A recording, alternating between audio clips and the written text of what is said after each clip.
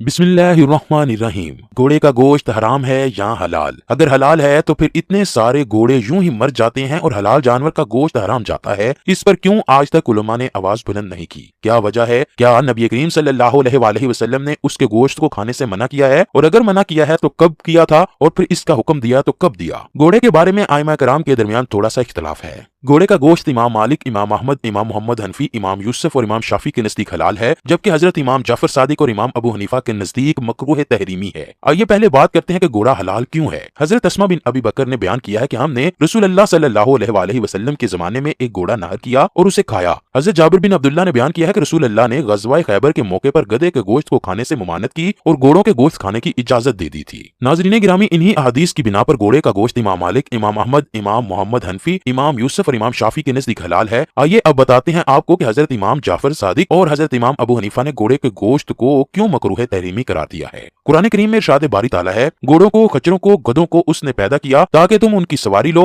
और वो बाइस जीनत भी हैं। और भी ऐसी बहुत सी चीजें पैदा करता है जिनका तुम्हें इल्म नहीं। अपनी एक और नेमत बयान फरमा रहा है कि जीनत के लिए और सवारी के लिए उसने घोड़े, खच्चर और गधे पैदा किए। बड़ा मकसद इन जानवरों की पैदाइश से इंसान का ही फायदा है। इन्हीं और चुपाइयों पर फजीलत दी और अलहदा जिक्र किया। इस वजह से बाज़ उलमा ने घोड़े के गोश्त की हुर्मत की दलील इस आयत से ली है। हजरत इब्ने अब्बास से इन तीनों की हुर्मत आई है। वो फरमाते हैं, इस आयत से पहले की आयत में चुपाइयों का जिक्र करके अल्लाह ने फरमाया है उन्हें तो खाते हो, बस तो ये हुए खाने के जानवर, और इन तीनों का बयान करके फरमाया है कि इन पर तुम सवारी करते हो, बस ये हुए सवारी के जानवर। इमाम अहमद बिन हंबल मुस्नद अहमद में लिखते हैं कि अब्दुल्ला बिन हारिस कहते हैं कि हजरत उस्मान गनी के दौरे खिलाफत में मेरे वालिद हारिस मक्का मुकरमा में किसी ओहदे पर फाइज थे। वो बयान करते हैं कि हजरत उस्मान गनी एक दफा मक्का तशरीफ लाए तो मैंने उनका इस्तकबाल कदीद नामी जगह पर किया। करीबी शिकारियों ने घोड़े का शिकार किया और हमने उसको पानी और नमक में पकाया। घोड़े का गोश्त हड्डियों से अलग करके उसका शरीर तैयार किया। उसके बाद हमने वो खाना खलीफा वक्त हजरत उस्मान गनी और उनके साथियों के सामने पेश किया। साथियों ने जब देखा कि घोड़ा पकाया गया है तो उन्होंने खाने की तरफ हाथ नहीं बढ़ाया। हजरत उस्मान फरमाने लगे, ना तो हमने इनको शिकार किया और ना ही शिकार करने का हुक्म दिया। एक गैर महरम जमात ने इसे शिकार किया और पकाकर हमारे सामने गोश्त पेश किया, तो अब इसको खाने में क्या हर्ज है? कौन इसको नाजायज कहता है? वहाँ मौजूद लोगों ने हजरत अली का नाम ले दिया। हजरत उस्मान ने फौरन एक कासद भेजकर उन्हें बुलाया। हजरत अब्दुल्ला बिन हारिस कहते हैं, जब हजरत सैयदना अली आए तो हजरत उस्मान कहने लगे, ए अली, ना तो मैंने इस घोड़े को शिकार करने का हुक्म दिया, ना ही इसका गोश्त पकाने का। ये सब एक नामहरम जमात ने किया है, तो अब हमारे खाने में क्या मसला है?